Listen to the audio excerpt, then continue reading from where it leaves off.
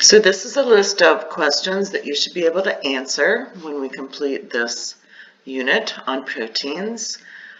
What are the fundamental structure patterns found in proteins?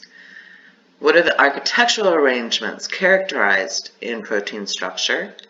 How are proteins isolated and purified? How is the amino acid sequence of proteins analyzed?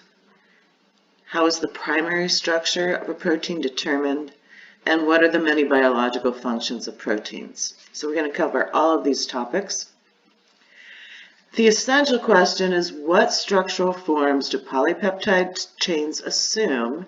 How can the sequence of amino acids in a protein be determined? And what are the biological roles played by these proteins? So there are two classes, or amino acids can be classified either as essential or non-essential. We're going to take a look at non-essential amino acids first, and this, of course, is in humans. These are not required in our diet. So in other words, our bodies can produce or synthesize these amino acids from carbon skeletons found in our bodies. We will take a close look at this process at a later time. Now you see this list. We have alanine, asparagine, so on and so forth. You are not responsible for knowing non-essential versus essential. This is basically just background information. However, you should understand the definition of essential versus non-essential. The essential amino acids, then, are those that are required in our diet.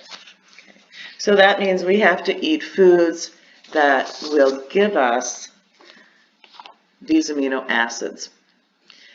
Arginine, histidine, isoleucine, leucine, valine, lysine, methionine, threonine, phenylalanine, tryptophan. So you'll notice that there's an asterisk here. These are essential in children, not adults. So what foods do we eat that provide us with these building blocks for proteins? So animal sources are rich in essential amino acids, things like chicken, fish, eggs, dairy products, beef, pork. Some of us, or maybe some of you, are vegetarians. How do you get these essential amino acids if you are a vegetarian? Most vegetarians eat dried beans, peas, soy nuts, seeds, and unfortunately, not all plant sources contain all of the essential amino acids. They are usually lacking at least one, if not more. However, if you combine many of these sources together in your diet, then you will obtain those essential amino acids. There is one seed which has become more popular in the last number of years called quinoa. It's been around since about 3000 BC. It's from South America in the Andes, and it is the seed of the goosefoot plant. We use it as a grain, and it cooks like a grain, essentially, even though it's a seed, but it contains a almost perfect balance of the 8 essential amino acids. So it's an excellent addition to a vegetarian and a regular diet as well. So we can classify proteins based on their shape and solubility. Globular proteins, fibrous proteins, membrane proteins, we'll look at all 3 of those.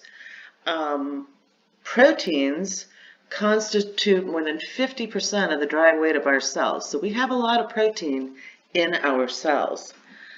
I also want to take a step back before we look at the 4 levels of protein structure and give you some other definitions as far as classification is concerned based on the numbers of amino acids in the peptide. So a peptide is going to be a polymerization of amino acids, whether it's 2 or 1,000.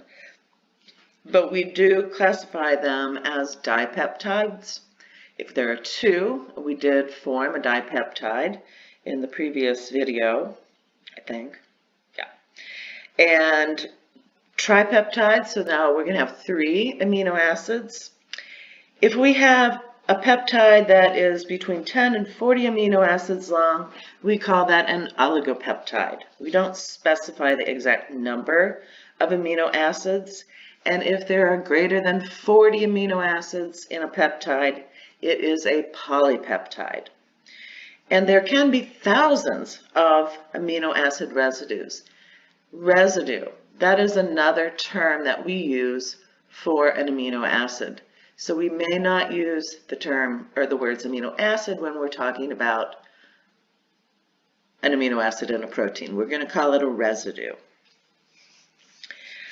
The vast majority of proteins, however, are from 100 to 1,000 residues in length. 40 residues appears to be the minimum amount of amino acids that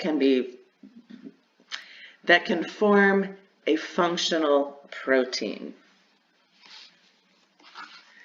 So here we're looking at the 3 different structural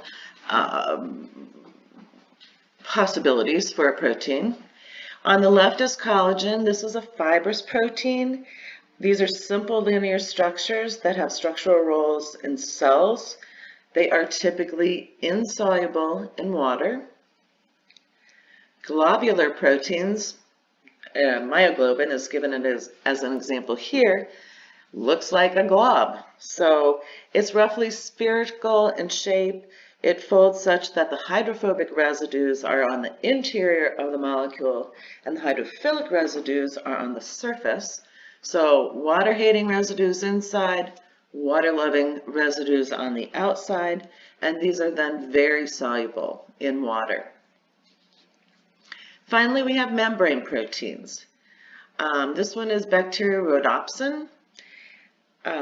Membrane proteins have hydrophobic residues on the surface. That's because they're inserted into the membrane of the cell. And if you recall, we haven't discussed membranes yet, but cell membranes are bilayers. So we have hydrophilic surfaces and a hydrophobic interior as created by those bilayers of lipids that create those cell walls. These are insoluble in water. And they have far fewer hydrophobic amino acids than cytosolic proteins. So this is a backbone of the polypeptide. We did talk about the rigidity of this amide bond between the carbonyl group in this amino acid and the amino group in the second amino acid. What we didn't talk about was the position of the alpha carbon. And as you can see here, the alpha carbons are on opposite sides of the peptide bond that joins them. So this alpha carbon is on the opposite side of the peptide bond than this one. Okay. So this creates, well, the rigidity of that amide bond creates a stable non-rotating structure here, and then we have the alpha carbons alternating as well.